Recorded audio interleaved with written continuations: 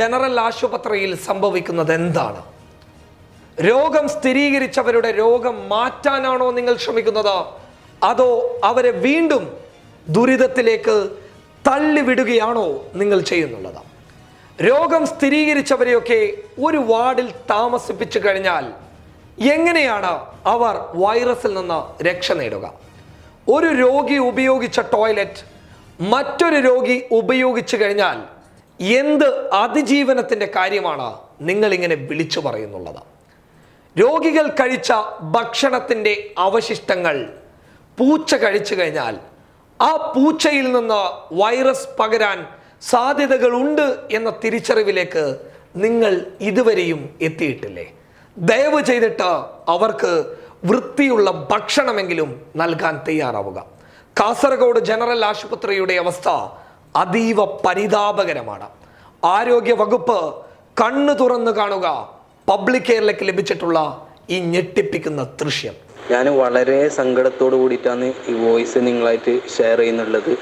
ഞാൻ ഈ വോയിസിൽ വരാനുള്ള കാരണം, ഞാൻ 23-ാം തീയതി കൊറോണ പോസിറ്റീവായ ഒരു പേഷ്യൻ്റാണ്. അങ്ങനെ ഞങ്ങളെ കാഞ്ഞങ്ങാടുള്ള ചെമ്മട്ടം വയൽ ഹോസ്പിറ്റലിലേക്ക്, ഗവൺമെൻറ് ഹോസ്പിറ്റലിലേക്ക് ഷിഫ്റ്റാക്കി. ഞാൻ, എൻ്റെ ഭാര്യ, എൻ്റെ മരുമകൻ, അങ്ങനെ 3 പേരുണ്ടായിരുന്നു ഞങ്ങളെ കൂട്ടത്തിൽ. അങ്ങനെ സെപ്പറേറ്റ് റൂം കാര്യങ്ങൾ എല്ലാം ഉണ്ടായിരുന്നു. അവിടെ കറക്റ്റ് സമയത്ത് നമുക്ക് വേണ്ട ആൻറ്റിബയോട്ടിക്, മെഡിസിന്, കറക്റ്റ് സമയത്തുള്ള ഫുഡ്, അതേപോലെ ബാക്കി എല്ലാ സൗകര്യങ്ങൾ, അറ്റാച്ച്ഡ് ബാത്റൂം കാര്യങ്ങളെല്ലാം ഉണ്ടായിരുന്നു, കുടിക്കാൻ നല്ല വെള്ളം.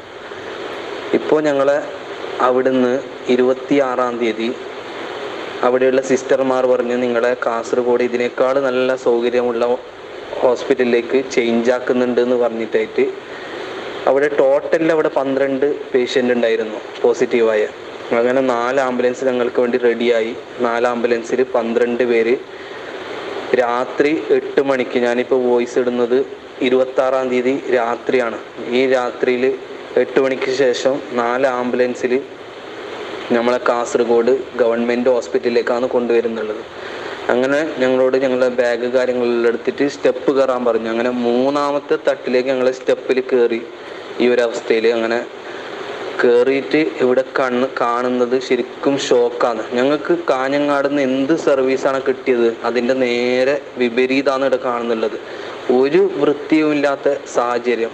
കാരണം എന്ന് വെച്ചെങ്കിൽ 3 വാർഡിൽ ഓൾറെഡി മുമ്പുണ്ടായ 22 പേഷ്യൻ്റ്, അതുകൂടാതെ പുതുതായിട്ട് വന്ന ഞങ്ങൾ 12 പേഷ്യൻ്റ്, 34 പേഷ്യൻറ്റിന് 3 വാർഡ്, 2 കുളിക്കാനുള്ള 2 സൗകര്യമുള്ള 2 സ്ഥലം, അതേപോലെ 2 ബാത്റൂം. അപ്പോൾ ഈ പരിമിതമായ സൗകര്യം വെച്ചിട്ടാണ് ഇത്ര ആൾക്കാരെ ഇങ്ങോട്ടേക്ക് ഷിഫ്റ്റ് ആക്കിയിട്ടുള്ളത്.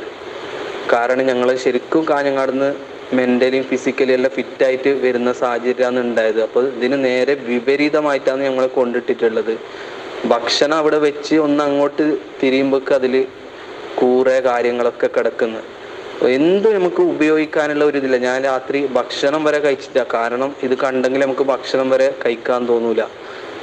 വാർഡിലൊക്കെ അടുത്തടുത്ത ആൾക്കാർ, ഈ 2-3 ടോയ്ലറ്റാണ് ഈ 36 ആൾക്കാർ യൂസ് ചെയ്യേണ്ടത്.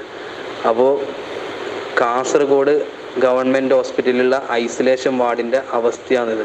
ഞങ്ങൾ ശരിക്കും നല്ലൊരു നോർമലിലേക്ക് വരുന്നതിൽ നിന്ന് വിപരീതമായ റിസൾട്ടിലേക്കാണ് നമ്മൾ പോകാൻ പോകുന്നുള്ളത്.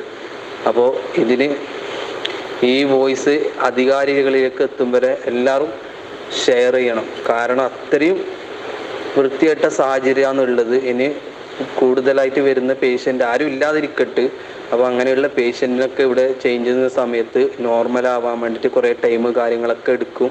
അത്രയും വൃത്തിയില്ലാത്ത സ്ഥലമാണിത്.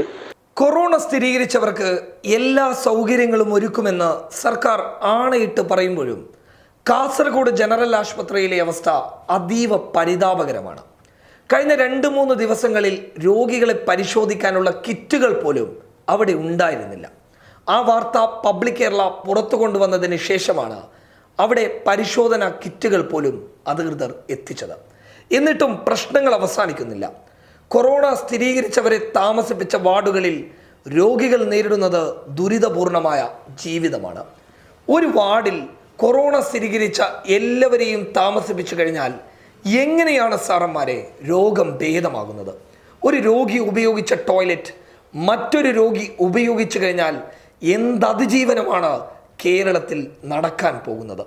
കൊറോണ സ്ഥിരീകരിച്ചവരുടെ ഭക്ഷണ അവശിഷ്ടങ്ങൾ പോലും കൃത്യമായ സുരക്ഷാ സംവിധാനത്തോടു കൂടി എടുത്തു കളയേണ്ടത് അധികാരികളെ നിങ്ങളുടെ ഉത്തരവാദിത്തമാണ്.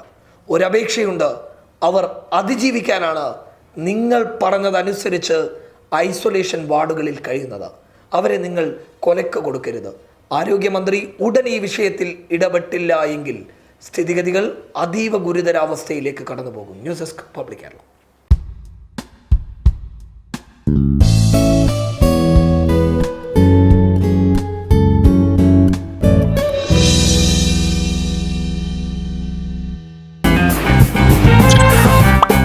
Thank you.